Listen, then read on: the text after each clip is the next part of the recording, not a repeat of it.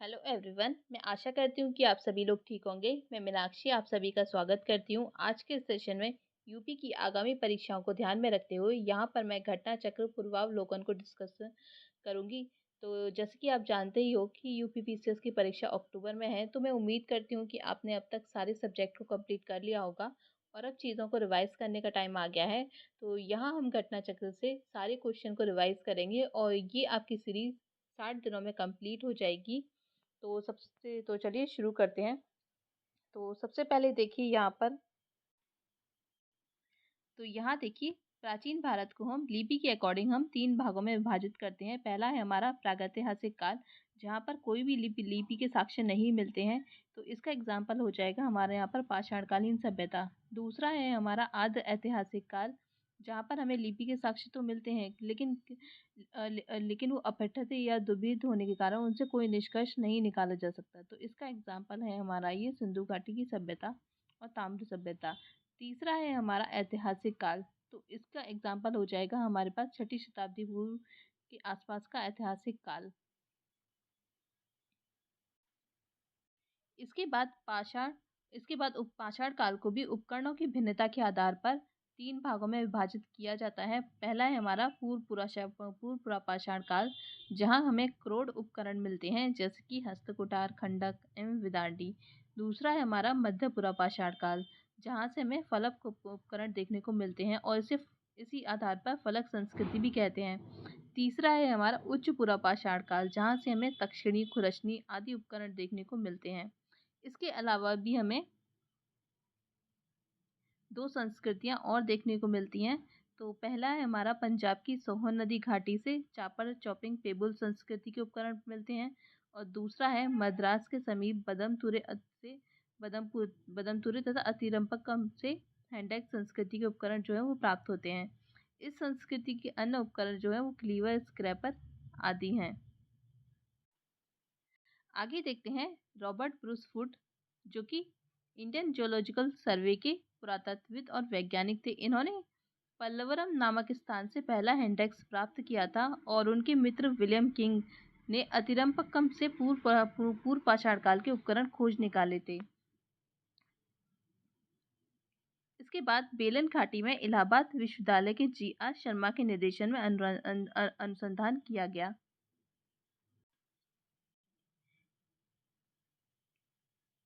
यहाँ से पूर्व पुरापाषाण काल से संबंधित यहाँ 44 पुरास्थल जो है प्राप्त होते हैं। उपकरणों के अतिरिक्त बेलन के लोहंदा नाला क्षेत्र से इस काल की अस्थि निर्मित मातृ देवी की एक प्रतिमा मिलती है हमें, जो कौशाम्बी संग्रहालय में सुरक्षित रखी हुई है। फलकों की अधिकता के कारण पूर्व मध्य पुरापाषाण काल को हम फलक संस्कृति भी कहते हैं। तो ये इसके अलावा हम देखते हैं, इसके बाद आपसे एक क्वेश्चन पूछा जा सकता है कि फलक संस्कृति के उपकरणों का निर्माण किन पत्थरों से किया जाता है। तो यहाँ ये क्वार्टजाइट पत्थरों से इनका निर्माण किया गया है।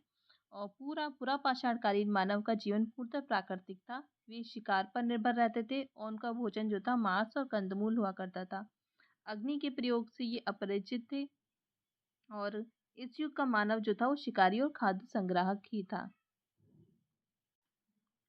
इसके बाद देखते हैं, भारत में मध्य पाषाण काल के विषय में जानकारी सर्वप्रथम 1867 से 68 ईस्वी में हुई, जब आर्किबोल्ड कार्लाइल ने विंध्य क्षेत्र से शैलचित्र खोज निकाले। मध्य मध्य पाषाण काल के विशिष्ट औजार सूक्ष्म पाषाण या पत्थर या बहुत छोटे औजार हैं। भारत में मानव अस्थि पंजर सर्वप्रथम मध्य पाषाण काल से ही प्राप्त होने लगता है। गुजरात स्थित लंगनाज सबसे महत्वपूर्ण पुरास्थल है। यहाँ से लघु पाषाण उपकरणों के अतिरिक्त पशुओं की हड्डियां, कब्रिस्तान तथा कुछ मिट्टी के बर्तन भी प्राप्त हुए हैं, और यहीं से 14 मानव कंकाल भी हमें मिलते हैं। मध्य पाषाणकालीन महदहा से हड्डी और सींग निर्मित उपकरण भी प्राप्त होते हैं। इसके बाद देखते हैं, जी.आर. शर्मा ने महदहा के 3 क्षेत्रों का उल्लेख किया है, जो झील क्षेत्र, बूचड़खाना संकुल क्षेत्र और कब्रिस्तान निवास क्षेत्र में बटा था।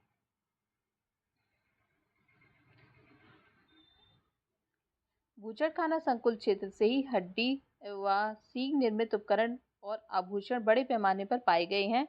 डॉक्टर जय नारायण पांडे द्वारा लिखित पुस्तक पुरातत्व विमर्श में मेहदहा, सरायनाहर एवं दमदमा तीनों ही स्थलों से हड्डी के उपकरण एवं आभूषण पाए जाने का उल्लेख मिलता है। इसके बाद दमदमा में किए गए उत्खनन के फलस्वरूप पश्चिमी तथा मध्यवर्ती क्षेत्रों से कुल मिलाकर 41 मानव समाधान ज्ञात हुए हैं। इन समाधानों में से 5 समाधान युग्म समाधान हैं और एक समाधान में 3 मानव कंकाल एक साथ दफनाए हुए मिलते हैं। शेष समाधानों में एक एक कंकाल मिलते हैं। इस प्रकार कुल 48 मानव कंकाल प्राप्त होते हैं। तो यहाँ से काफी क्वेश्चन आपको देखने को मिल जाते हैं, तो इसको जरा ध्यान से याद करना। सरायनाहर से ऐसी समाधियां मिली हैं जिसमें 4 मानव कंकाल एक साथ दफनाए गए थे। यहाँ की कब्रें आवास क्षेत्र के अंदर स्थित थी। कब्रें जो थी वो छिछली और अंडाकार थी। विंध्य क्षेत्र के लेखैया के शिलाश्रय संख्या 1 से मध्य पाषाणिक लघु पाषाण उपकरणों के अतिरिक्त 17 मानव कंकाल प्राप्त हुए हैं, जिनमें से कुछ सुरक्षित हालत में है तथा अधिकांश शत विकसित अवस्था में है। नेक्स्ट है हमारा पशुपालन का प्रारंभ मध्य पाषाण काल से स्टार्ट होता है। पशुपालन के साक्ष्य भारत में आदमगढ़ में होशंगाबाद और बागौर में भीलवाड़ा राजस्थान से प्राप्त होते हैं। मध्य पाषाण काल के मानव शिकार करके, मछली पकड़कर और खाद्य वस्तुओं का संग्रह करके पेट भरते थे। आगे देखते हैं। भीमबेटका प्रागैतिहासिक शैल चित्रकला का श्रेष्ठ उदाहरण है। भारत में सर्वाधिक 700 से अधिक शिलाश्रय प्राप्त हुए हैं, जिनमें से 243 को क्रमांक दिया गया है। इनमें से 133 शिलाश्रयों में चित्रकारी जो है वो प्राप्त होती है। यूनेस्को ने भीमबेटका शैल चित्रों को विश्व विरासत सूची में सम्मिलित किया गया है।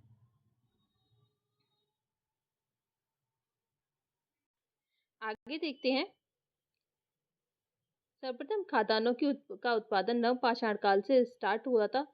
इसी काल में गेहूं की कृषि प्रारंभ हुई थी और नवीनतम खोजों के आधार पर भारतीय उपमहाद्वीप में प्राचीनतम कृषि साक्ष्य वाला उत्तर स्थल जो था उत्तर प्रदेश के संत कबीरनगर जिले में स्थित लहुरा देव है।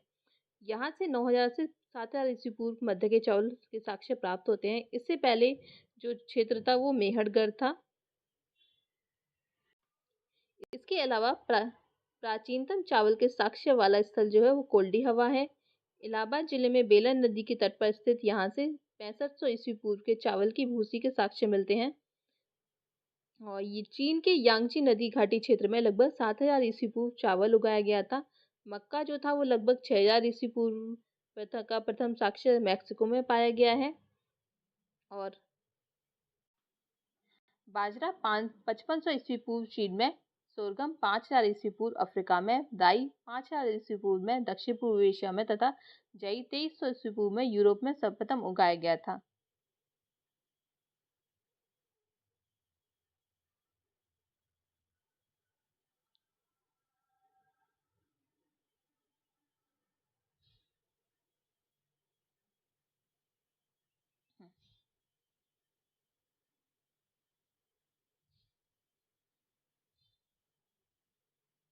नेक्स्ट देखते हैं। मेहरगढ़ से पाषाण संस्कृति से लेकर हड़प्पा सभ्यता तक के सांस्कृतिक अवशेष प्राप्त होते हैं। मानव कंकाल के साथ कुत्ते का कंकाल बुर्जहोम से प्राप्त होता है। गर्त आवास के साक्ष्य भी बुर्जहोम से ही मिलते हैं।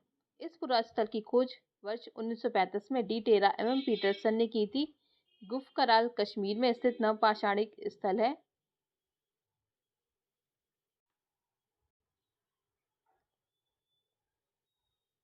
यहाँ के लोग कृषि एवं पशुपालन का कार्य करते थे। चिरांद बिहार के सारण जिले में स्थित है। यहाँ से नवपाषाणिक अवशेष प्राप्त होते हैं। यहाँ से हड्डी के अनेक उपकरण भी प्राप्त होते हैं।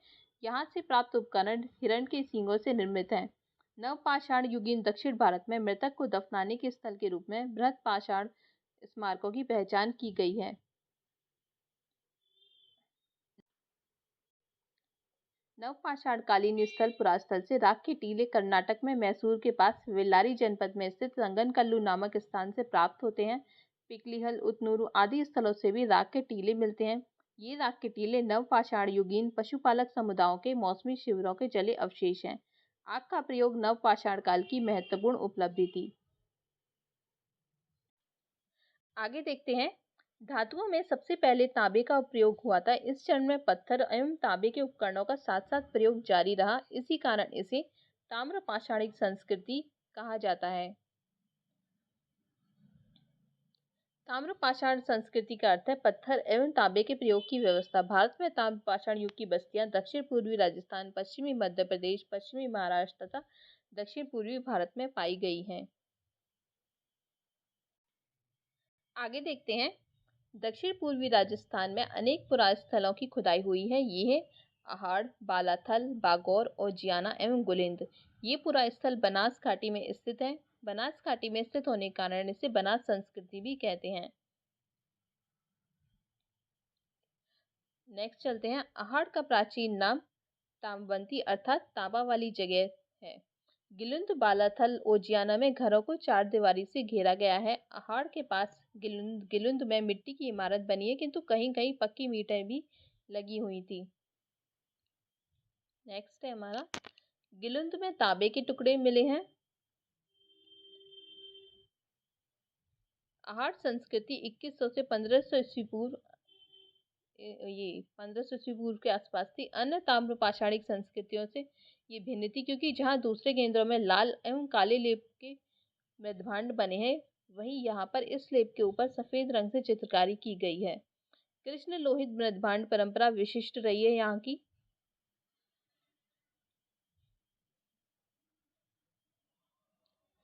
आगे चलते हैं। इसको आप अच्छी तरीके से देख लेना, क्योंकि यहाँ से क्वेश्चन, ये मृदभांडों से क्वेश्चन बहुत पूछे जाते हैं, तो इसको आप रट लेना। नेक्स्ट है हमारा, पश्चिमी मध्य प्रदेश में मालवा, कायथा, एरन और नवदा टोली प्रमुख स्थल है। नवदा टोली मध्य प्रदेश का एक महत्वपूर्ण ताम्र पाषाणिक पुरास्थल है, जो खारगोन जिले में स्थित है। इसका उत्खनन HD संकालिया ने कराया था। यहीं से मिट्टी, बांस एवं फूस के बने चौकोर और वृत्ताकार घर मिलते हैं। यहाँ के मूल मृदभांड काले और लाल रंग के हैं, जिन पर ज्यामितीय आरेख उत्कीर्ण हैं। आगे चलते हैं। कायदा संस्कृति, जो हड़प्पा सभ्यता की कनिष्ठ समकालीन है, इसके मृदभांडों में कुछ प्राक हड़प्पाई लक्षण दिखाई देते हैं। साथ ही इन पर हड़प्पाई प्रभाव भी स्पष्ट दिखाई देता है। इस संस्कृति की लगभग 40 बस्तियां मालवा क्षेत्र से प्राप्त होती हैं, जो अत्यंत छोटी छोटी हैं। मालवा संस्कृति अपने मृदभांडों की उत्कृष्टता के लिए जानी जाती है। मध्य प्रदेश में कायथा और एरन की तथा पश्चिमी महाराष्ट्र में इनाम गांव की बस्तियां किलाबंद हैं। तो ये वाला क्वेश्चन काफी पूछा जाता है, ये आप ध्यान रखिएगा। चलते हैं नेक्स्ट। पश्चिमी महाराष्ट्र के प्रमुख पुरास्थल हैं अहमदनगर जिले में जोरवे, नेवासा और देमाबाद। पुणे जिले में चिंदौली, सोनगांव, इनामगांव, प्रकाश और नासिक भी हैं। ये सभी पुरास्थल जोरवे संस्कृति से रिलेटेड हैं। अब तक ज्ञात 200 जोरवे स्थलों में गोदावरी का देमाबाद जो है वो सबसे बड़ा है। यह लगभग 20 हेक्टेयर में फैला हुआ है, तो इस पे आप फोकस कीजिएगा, जिसमें लगभग 4000 लोग रह सकते थे। नेवासा जोरवे संस्कृति स्थल से है। यहाँ पर पटसन का साक्ष्य प्राप्त हुआ है। टोटीदार पात्र मिले हैं, जो कि जोरवे संस्कृति की एक विशिष्ट पहचान है। नेक्स्ट देखते हैं। महाराष्ट्र की ताम्र पाषाणकालीन संस्कृति, जो कि जोरवे संस्कृति है, कि नेवासा, देमाबाद, चंदौली, इनामगांव आदि पुरा स्थलों में मृतकों को अस्थि कलश में रखकर उत्तर से दक्षिण दिशा में घरों के नीचे दफनाए जाने के साक्ष्य मिलते हैं। नेक्स्ट है आरंभिक ताम्र पाषाण अवस्था के इनामगांव स्थल पर चूल्हों सहित बड़े बड़े कच्ची मिट्टी के मकान और गोलाकार गड्ढों वाले मकान मिलते हैं। इसके बाद 1300 से 1000 ईस्वी पूर्व में 5 कमरों वाला एक मकान मिला है, जिसमें 4 कमरे आयताकार हैं और एक वृत्ताकार है। इनाम गांव में 130 से अधिक घर और अनेक कब्रें पाई गई हैं। यहाँ बस्ती किलाबंद है और खाई से घिरी हुई है। यहाँ शिल्पी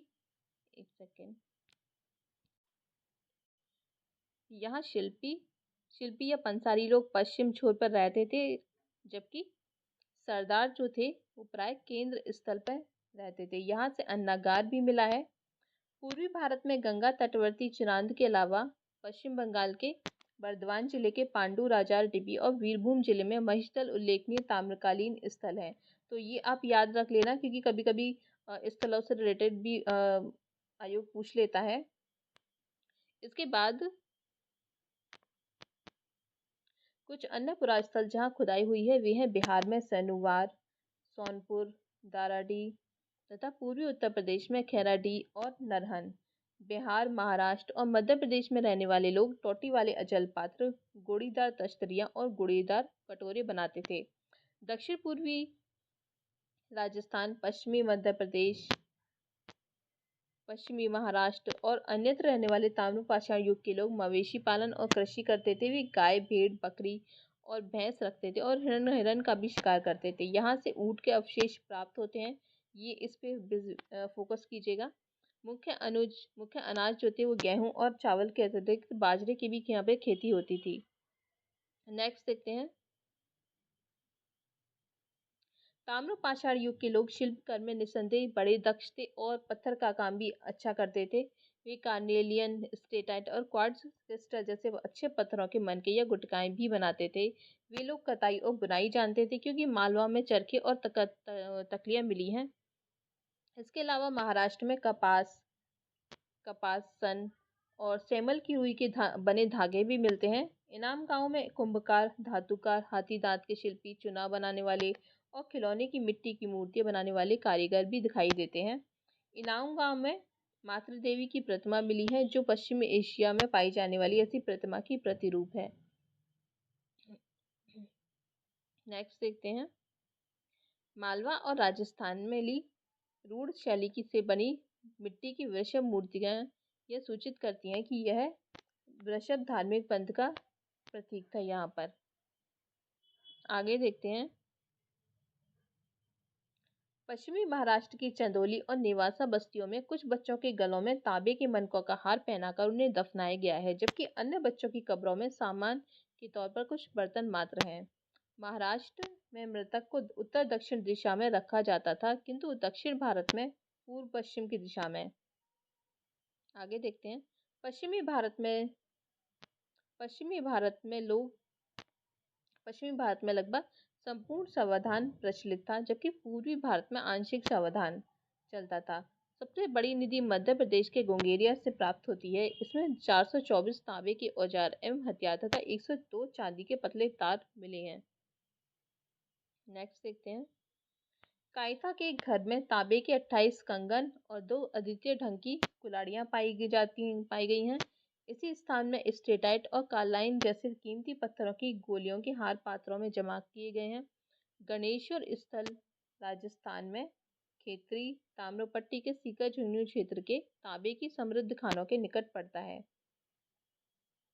दक्षिण भारत में ब्रह्मगिरी, पिकलीहल, संगनकल्लू, मस्की, हल्लूर आदि से ताम्रपाषाण युगीन बस्तियों के साक्ष्य जो है मिलते हैं। दक्षिण भारत में कृषक की अपेक्षा चरवाह संस्कृति का अधिक प्रमाण देखने को हमें मिलता है। आगे देखते हैं।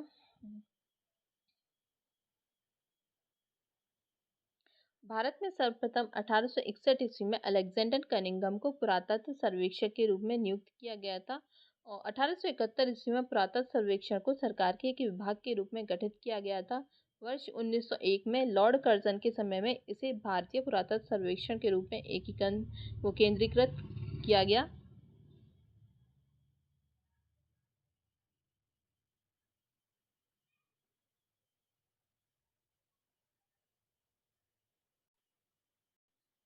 तो चलते हैं यहाँ पर।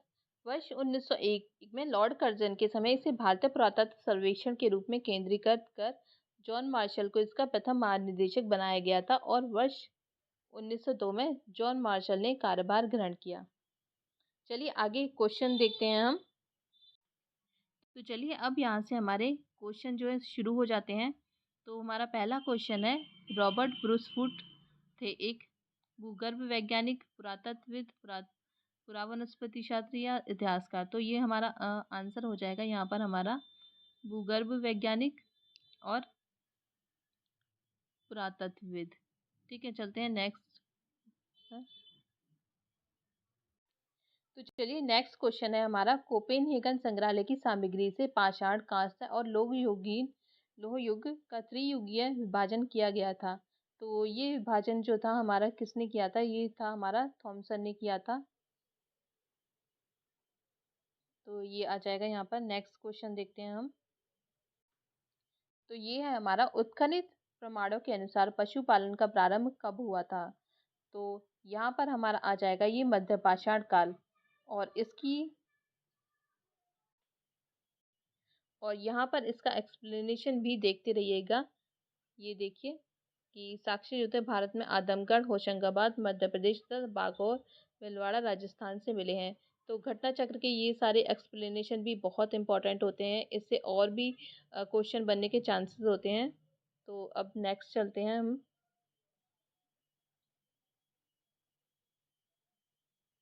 तो नेक्स्ट क्वेश्चन है हमारा, मध्य पाषाणिक प्रसंग में पशुपालन के प्रमाण जहाँ मिले हैं वह स्थान है?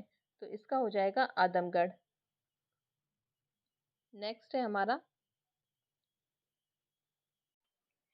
तो जैसे कि अभी आपने एक्सप्लेनेशन में देखा था कि मेहदा और सराय नाहर से हमें हड्डी के उपकरण मिलते हैं। और यहाँ पर जी.आर. शर्मा ने इनको 3 क्षेत्रों में यहाँ पर उल्लेख किया था, 3 क्षेत्रों का उल्लेख किया था, जो जो था,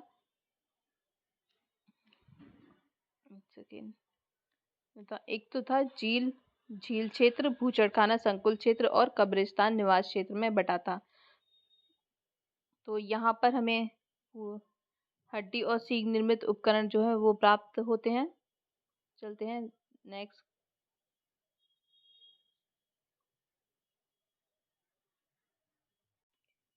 तो ये क्वेश्चन भी हमारा पहले वाला ही है। तो इसके अलावा हमारा नेक्स्ट क्वेश्चन है, एक ही कब्र से 3 मानव कंकाल निकले हैं। तो ये हमारा निकले हैं दमदमा क्षेत्र से। नेक्स्ट चलते हैं हम।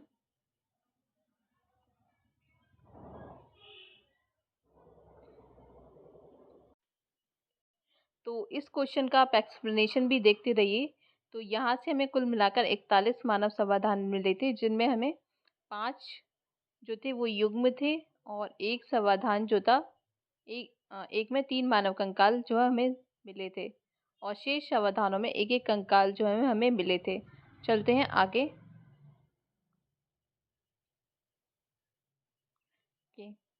तो इस तो यहाँ हमें खादानों, तो इस क्वेश्चन में हमें दे रखा है कि खादानों की कृषि सर्वप्रथम जो थी वो कहाँ स्टार्ट हुई थी? तो पहला है हमारा ये नवपाषाण काल से ही हमारी खादानों की जो खादान जो थे वो प्रारंभ हुए थे, नवपाषाण काल से हमें शुरू हुए थे। यहाँ हमारा क्वेश्चन है कि भारत में मानव का प्रथम साक्ष्य जो है कहाँ से मिलता है? तो ये हमारा मिलता है नर्मदा घाटी से। साथ साथ इसका एक्सप्लेनेशन भी देखते रहिए। भारत में मानव का सर्वप्रथम साक्ष्य मध्य प्रदेश के पश्चिमी नर्मदा क्षेत्र में स्थित हथनौरा से मिलता है, जिसकी खोज अरुण सोनकिया ने 5 दिसंबर 1982 में की गई थी। आगे चलते हैं। यहाँ पर है हमारा, प्रथम मानव जीवाश्म भारत की किस नदी घाटी से प्राप्त होता है? तो ये हमारा है नर्मदा घाटी, वही। आगे चलते हैं। मानव द्वारा सर्वप्रथम प्रयुक्त अनाज कौन सा था? तो यहाँ पर हमारा ये जौ है।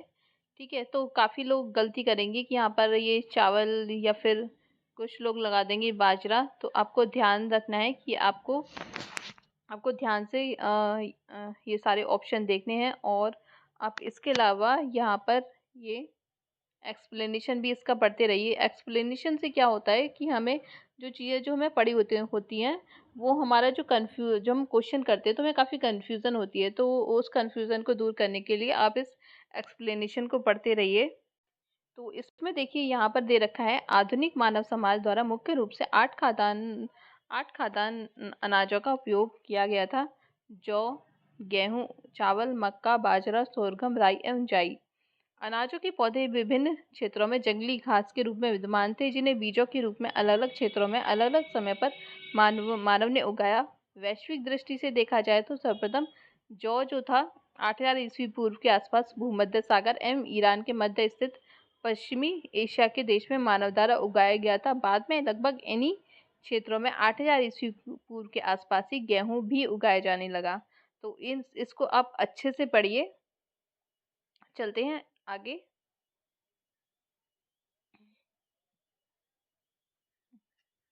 तो इस क्वेश्चन में हमारा दे रखा है, भारतीय उपमहाद्वीप में कृषि के प्राचीनतम साक्ष्य कहाँ से प्राप्त होते हैं? तो ये हमारा हो जाता है यहाँ पर लहुरा देव से। ठीक है।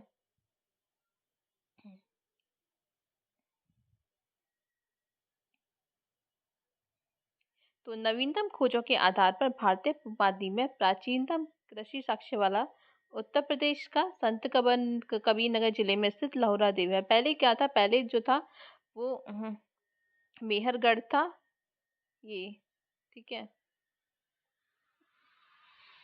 और अब ये लहुरा देव आता है, तो इसको आप ध्यान से देख लेना। चलते हैं नेक्स्ट की तरफ। तो ये वही वाला क्वेश्चन है। तो ये देखिए वही वाला क्वेश्चन रिपीट है। ये वाला क्वेश्चन देखिए कितनी बार रिपीट हुआ है। यहाँ पर भी है, यहाँ पर भी है, और ये देखिए यहाँ पर भी ये रिपीट हुआ है ये। तो नेक्स्ट चलते हैं हम।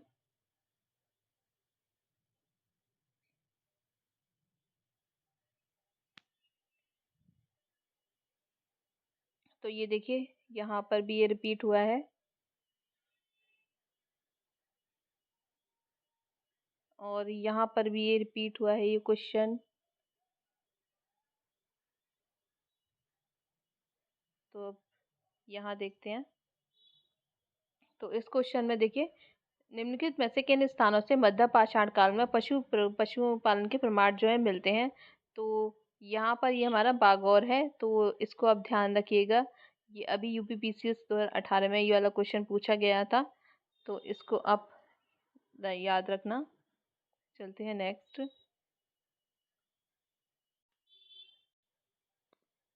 तो नेक्स्ट चलते हैं कि निम्नलिखित में से किसको चालकोलिथिक युग भी कहा जाता है? तो इसका ऑप्शन है हमारा ये ताम्रपाषाण युग को हम चालकोलिथिक एज भी कहते हैं। आगे चलते हैं। हम्म,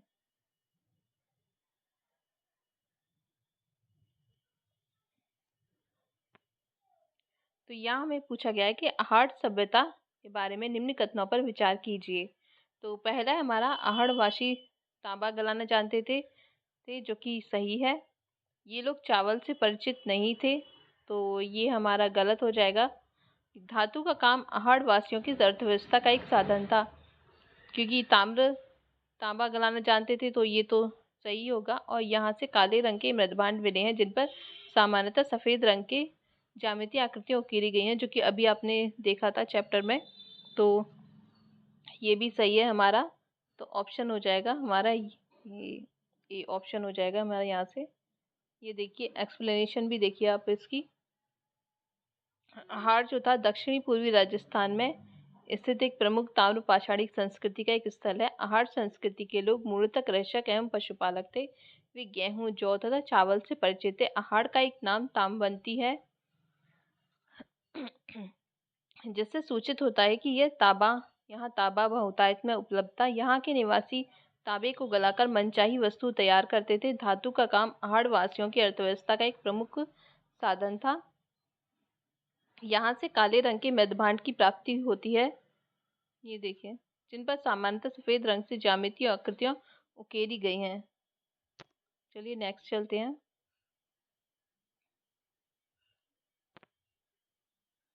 तो ये क्वेश्चन है हमारा, निम्न में से किस एक पुरास्थल से पाषाण संस्कृति से लेकर हड़प्पा सभ्यता तक के सांस्कृतिक अवशेष प्राप्त होते हैं? तो ये है हमारा मेहरगढ़, जो कि बहुत ही इंपॉर्टेंट ये हमारा स्थल है, तो इसको आप याद रखिएगा। ठीक है, नेक्स्ट चलते हैं हम।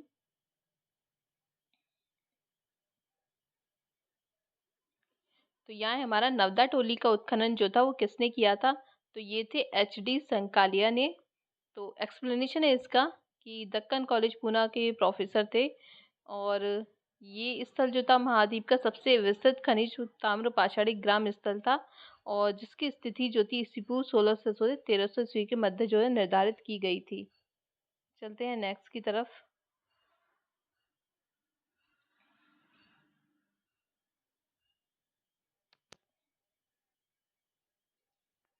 तो ये पूछा गया है कि नवदा टोली किस राज्य में अवस्थित है? तो ये हमारा मध्य प्रदेश में है। नेक्स्ट क्वेश्चन है, वृहत पाषाण स्मारकों की पहचान जो वो की गई है।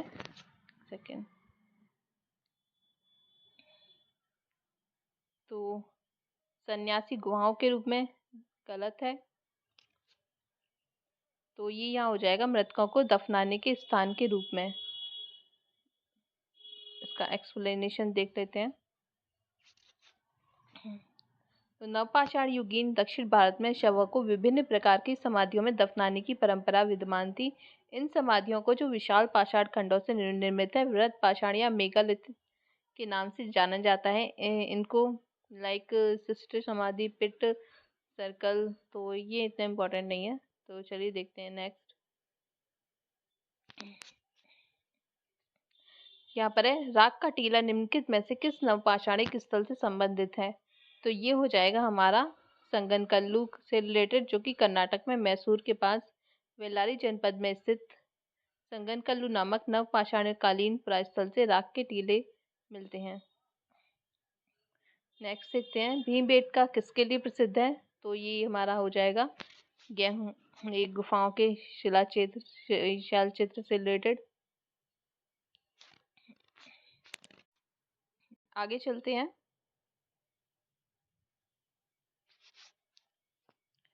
तो निम्न में से कौन सा स्थल प्रागैतिहासिक चित्रकला के लिए प्रसिद्ध है। तो ये भीमबेटका हो जाएगा हमारा। आगे चलते हैं।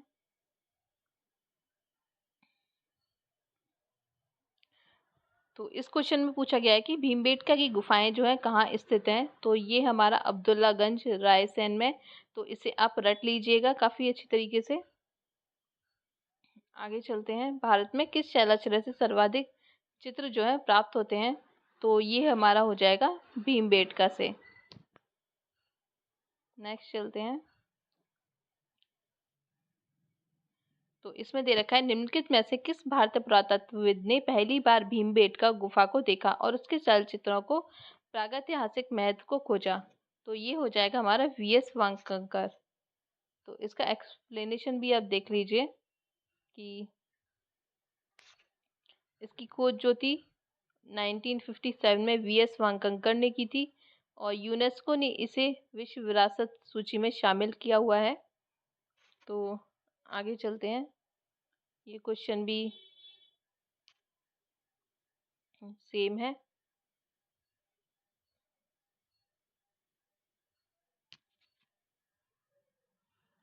आगे चलते हैं। गैरिक मेरुदंड पात्र का नामकरण जो है हुआ था।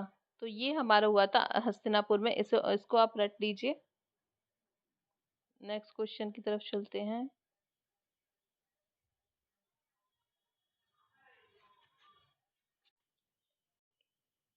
तो नेक्स्ट क्वेश्चन है हमारा ताम्रपाषाण काल में महाराष्ट्र के लोग मृतकों को घर के फर्श के नीचे किस तरह से रखकर दफनाते थे। तो यहाँ हो जाएगा हमारा उत्तर से दक्षिण की तरफ। एक्सप्लेनेशन भी आप देखते रहिएगा। तो यह हमारा है महाराष्ट्र की ताम्रपाषाणकालीन संस्कृति के नेवासा, देमाबाद, कोठे, चंदौली, इनाम गांव आदि पुराने स्थलों में घरों से मृतकों को अस्थि कलश में रखकर उत्तर से दक्षिण स्थिति में घरों के फर्श के नीचे दफनाए जाने के साक्ष्य जो है मिलते हैं। कब्र में मिट्टी की हड्डियां और तांबे की कुछ वस्तुएं भी रखी जाती थी। नेक्स्ट चलते हैं। यहाँ पर है हमारा निम्नलिखित में से किस स्थल से मानव कंकाल के साथ कुत्ते का कंकाल भी समाधान प्राप्त होता है। तो ये है हमारा बुरझोम से।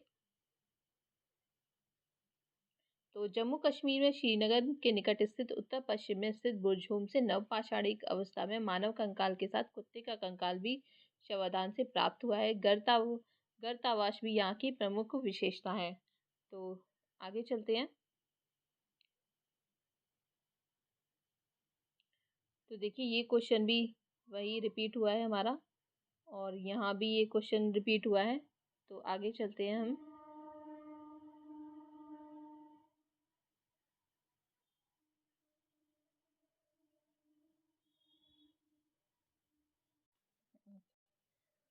ये क्वेश्चन हमारा, ये देखिए मिलान वाला क्वेश्चन है।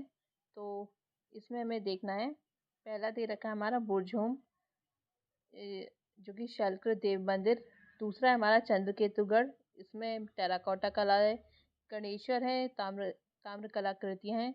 तो इसमें से हमें दिखाना है कि कौन सा जो है वो पेयर जो है हमारा सही होगा। तो बुर्जों में देखिए ये एक तो गर्त आवास मिले हैं बुर्जों में, और कुत्ते के साथ एक दफना, कुत्ते के साथ शव के वो साक्ष्य मिलते हैं, तो ये तो हमारा नहीं होगा। तो फर्स्ट ये तो हमारा नहीं है। और चंद्रकेतुगढ़ देखिए, एक बंगाल में एक जगह है जहाँ जो टेराकोटा के लिए काफ़ी फेमस है, तो ये हमारा सही है। और गणेश्वर जो था वो राजस्थान में था, जहाँ से ताम्र कलाकृतियाँ हमारी मिलती हैं। तो ऑप्शन हो जाएगा हमारा ये दूसरा। चलिए इसकी एक्सप्लेनेशन भी देख लेते हैं।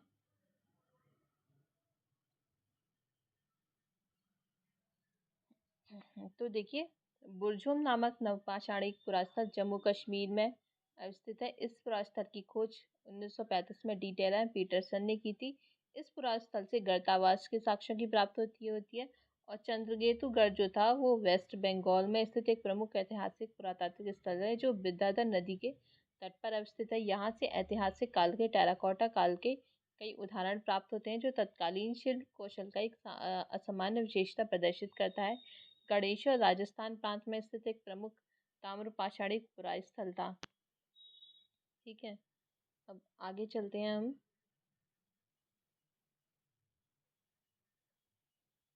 तो देखिए, इस क्वेश्चन में हमें दे रखा है कि विंध्य क्षेत्र के किस शिलाश्रय से सर्वाधिक मानव कंकाल मिलते हैं। तो ये हमारा हो जाएगा लेखैया से। इसको आप अच्छे से रट लीजिएगा।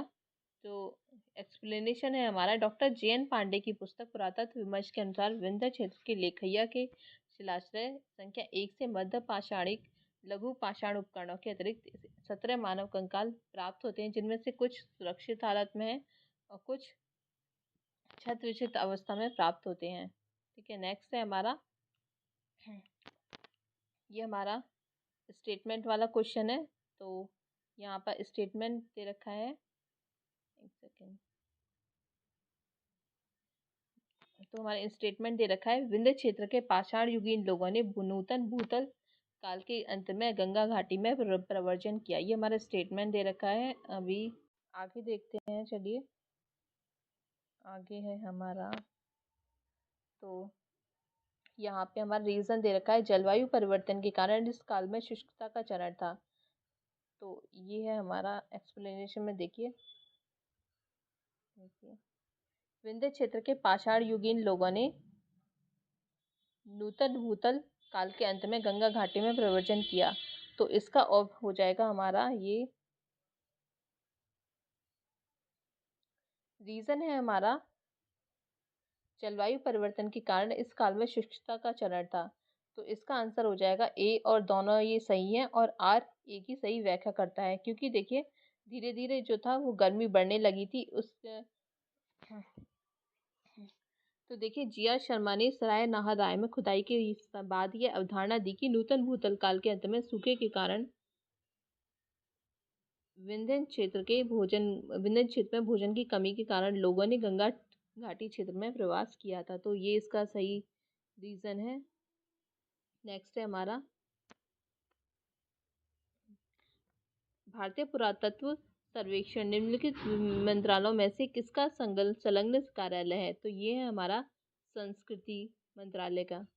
तो ये आर्कोलॉजिकल सर्वे ऑफ इंडिया संस्कृति मंत्रालय के अधीन एक विभाग है। आगे चलते हैं। तो ये आगे है हमारा, भारतीय पुरातत्व का जनक जो है वो किसे कहा जाता है। तो यहाँ पर हमारा ऑप्शन हो जाएगा ए, अलेक्जेंडर कनिंगम। तो अलेक्जेंडर कनिंगम को एक ब्रिटिश सेनाधिकारी के रूप में बंगाल इंजीनियर्स के साथ काम करने के लिए तैनात किया गया था, और उन्हें ही भारतीय पुरातत्व के जनक के रूप में जाना जाता है। तो इसे आप रट लेना अच्छे से। नेक्स्ट चलते हैं।